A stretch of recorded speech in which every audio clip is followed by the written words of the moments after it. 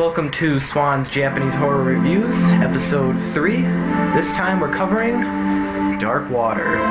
This is another collaboration between director Hideo Nakata and writer Koji Suzuki. They previously had the collaboration on The Ring, and this is the follow-up from 2001, based on one of Suzuki's short stories. Dark Water's story is about a lady named Yoshimi, and she is in a custody battle for her daughter, Ikuko. And so there's this bitter divorce with her husband, and then she goes to live in a new apartment building, and this is where the trouble starts. Because as soon as she gets a new apartment, there's a strange stain on the ceiling, and it's leaking this weird water into their ceiling, and when they go to get a drink, weird stuff's coming out of the faucet. What I really like about Dark Water is that it's not just about a ghost story or a horror story, but instead there's a lot of real-world issues that really brings the fear out.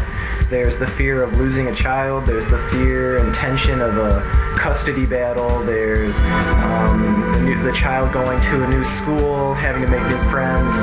So I think what the director did was play on a lot of these experiences that people have either gone through or know others that have gone through, and it really works well to establishing a creepy atmosphere because it's all set against this creepy apartment complex with like a guy who works there who doesn't seem on the level, so it's a very, very recommended movie. As seen in The Ring with Asakawa Reiko and her son, and in the Ju-On series with the boy Toshio and what happened with his family, this is another movie that has to deal with a parent and a child, particularly a mother and child in this one. So it's got a very nice emotional appeal to it, and it's definitely worth checking out. The DVD was released by ADV Films. They're primarily known for releasing anime in the Region 1 market, and you know, it was a pretty cheap DVD, but it's pretty lacking in the extras department. There is an English dub, however, so for fans of English dubs, it's there. I don't know, I would just recommend the Japanese voice track.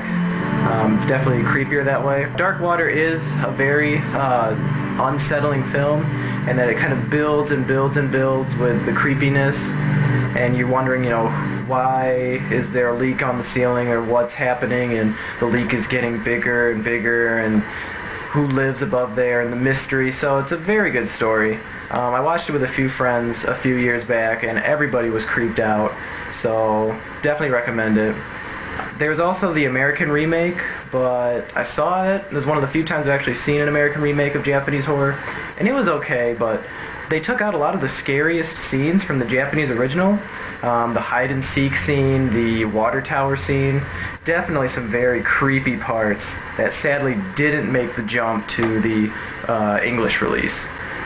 So yeah, Dark Water is another classic Japanese horror that fans should check out for a Region 1 release. The original short story that this was based on has also been translated, as well as the comics that are based off this, so there's enough Dark Water out there to keep everyone satisfied. Thanks for joining us for Episode 3 of Swan's Japanese Horror Reviews. See you next time. So much dark water, but who could be behind it all?